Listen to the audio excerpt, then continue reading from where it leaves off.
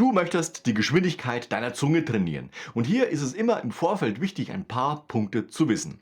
Wir bleiben jetzt erstmal auf einer gleichbleibenden Tonhöhe, um eben die Konzentration zu 100% auf die Zunge lenken zu können. Wo stößt diese an?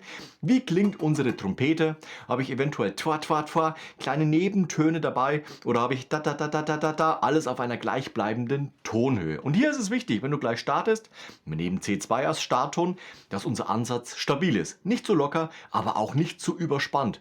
Oder während du den Anstoß machst, nicht, dass der Ansatz immer fester wird, sondern er bleibt gleich stabil. Kurzum. Und jetzt ist es eben wichtig, wir machen uns da Gedanken, welches rhythmische Element möchte ich denn spielen? Ist es zum Beispiel ba ba ba ba ba ba bam? Oder ist es am besten immer auswendig üben, da hast du die Konzentration eben bei dir und nicht auf dem Notenlesen. Basics und Warm-up-Übungen sowieso immer versuchen auswendig zu machen. Du kannst eine Checkliste abarbeiten, dich gut beobachten und hineinfühlen, was eben an diesem Tag XY bei dir los ist. Passt alles, kannst du weitergehen. Und so ist es immer ratsam, Basics und Warm-ups auswendig zu spielen. Neue Noten muss man natürlich nach Noten spielen bzw. lesen, aber letztendlich kann man die dann auch versuchen auswendig zu lernen. Wenn es nicht die ganze Übung ist, wenigstens ein paar Takte und man kommt auch gleichzeitig ins Auswendiglernen, ins Auswendigspielen, ins Spielen ohne Noten. Also zurück zum Anstoß. Hier ist es eben wichtig, dass wir für Stabilität sorgen. Stabilität in Sachen Luftfluss, Ansatz und Zungenanstoß. Das heißt, wir nehmen gleich mal ein rhythmisches Element. Wir nehmen jetzt diesen Bam-Rhythmus und das Ganze mit Tü. Wenn du es weicher haben möchtest, Dü. Ich mache Tü, weil ich es einfach klar und prägnant haben möchte. 1, 2, 3.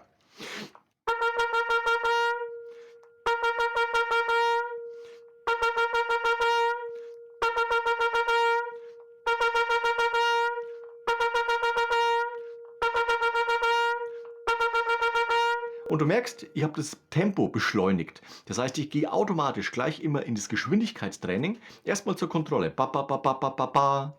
Da, da, da, da, da, da, da. Okay. Da, da, da, da, da, da, da. Da, da, da, da, da, da, da. Damit wir eben auch gleich die Geschwindigkeit unserer Zunge trainieren. Und so kannst du jetzt dir Töne zurechtlegen, wie zum Beispiel chromatisch nach oben gehen zum G2 und wieder zurück. Oder du nimmst zum Beispiel tonal nach unten C2 zu C1. Hätten wir C-Dur.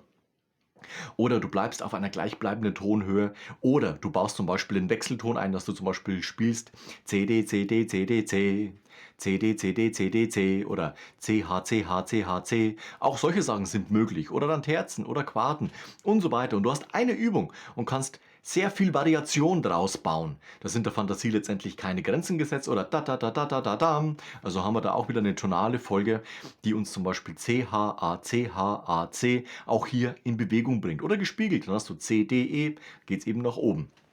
Und so kannst du diese Übung Tag für Tag, Woche für Woche, Monat für Monat immer weiter ausbauen und die wird dann auch nicht langweilig, sondern du gehst in deiner trompeterischen Entwicklung in Sachen einfachen Zungenanstoß und Geschwindigkeit immer kleine Baby-Steps nach vorne und hast somit eine gleichmäßige Entwicklung eben jetzt mit dem Thema einfacher Zungenanstoß und eben die Geschwindigkeit damit.